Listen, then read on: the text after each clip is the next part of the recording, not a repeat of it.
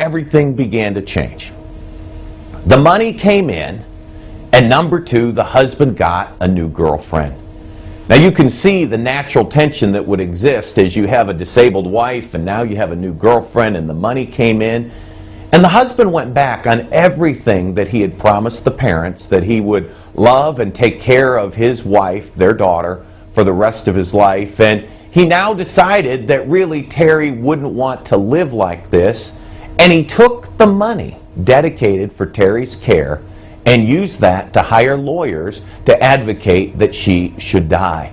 I'm a firm believer that if at all possible, these matters should be worked out between families, that these type of things shouldn't be in court or be litigated about, that families should be able to agree and make these decisions. And this is exactly where the rift settled in, where the husband in a sense betrayed what the parents thought he was going to do.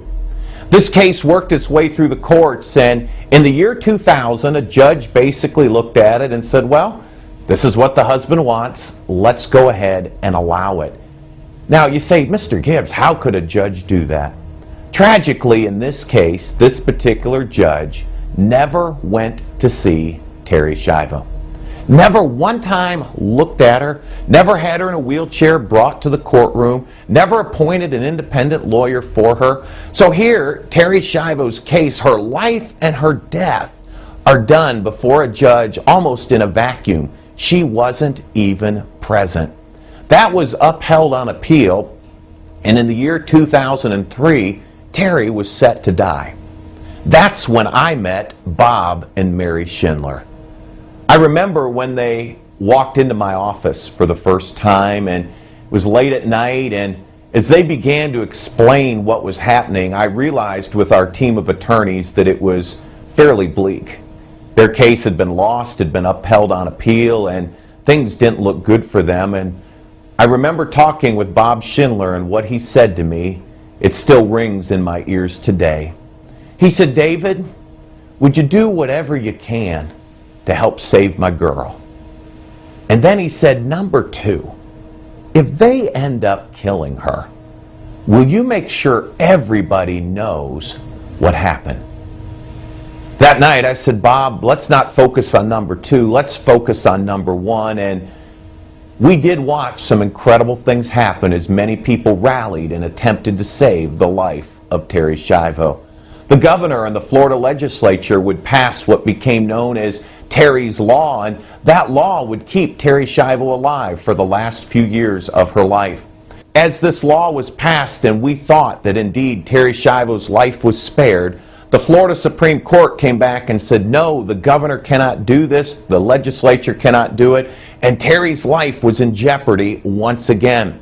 That created the biggest media frenzy. Late 2004, early 2005, it was the #1 news story around the world as people were trying to figure out what would happen as this young lady's life hung in the balance. Then the United States Congress got involved. It was a Palm Sunday in March of 2005, and many may remember as the congressmen came in from across the country. And I realize today that politically this has become a hot potato subject, that many of the Democrats will use this case as a weapon, and a lot of the Republicans have backed away with sort of a, aw shucks, we messed up, we probably shouldn't have done that. And let me just say this, having talked to hundreds of the congressmen, the senators, their staffers, their lawyers, White House personnel in Washington, D.C. that weekend, my phone was the point of contact. It would ring literally probably every 2 to 3 minutes with someone, and as I would talk with these people and discuss the case, they were very candid as to what the concerns were in Washington, D.C. And I think they're legitimate concerns today. Number one, they were concerned that Terri Schiavo was going to die this horrible death. Now let me explain that. Senator Frist, who's now resigned from Tennessee, was a cardiologist. David Weldon, a medical doctor from Florida. These men and their staff said, do you understand the horror of dehydration? Now I'll be real candid, I didn't. I knew that being thirsty didn't seem good. It didn't seem like a right way to die. But they explained how when you die by dehydration, the body desperately seeks water.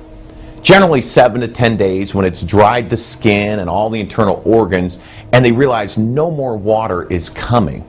That your heart, being a weaker organ, will desperately begin to search out for water. And what happens is you don't have a heart attack. You have a heart explosion as it literally disintegrates from the lack of hydration. They said it's a very painful way to die. That, by the way, is why we don't do it to animals. That, by the way, is why our Constitution doesn't allow it to happen to convicted killers. So the horror of the death troubled them greatly. The second thing that troubled them was the unfairness. Now, I'll keep this real simple. If you're ever sentenced to die by your state, now, please understand, ahead of Terri Schiavo, that was always in a murder case, a capital case. But if you're ever sentenced to die, you're entitled to a federal court review to make sure you were treated fairly. Terri Schiavo didn't get that. Why? She didn't murder anybody. She was an innocent woman, and she had less protection than convicted killers.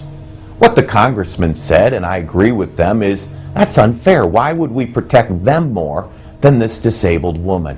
And so they proceeded to pass a law that we truly thought was a second miracle to save Terri's life.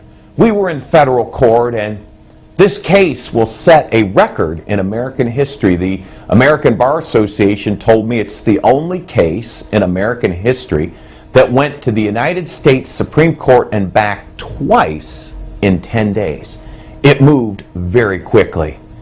The courts tragically declined to do what the president and the Congress had intended. And instead, they said, we stand by that one judge who never saw Terri Schiavo. His decision is final. What the president and the Congress did will be rendered a nullity. And on March the 31st, right around midnight or 1 in the morning, the final Supreme Court appeal was denied.